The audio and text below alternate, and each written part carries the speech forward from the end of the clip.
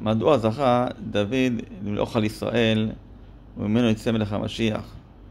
שכן יהודה זה שם הוויה עמו ד', וד' יש עליה את העקוץ של יוד. שחבר יוד עם העוד ד' נקבל 14 כבעין דוד.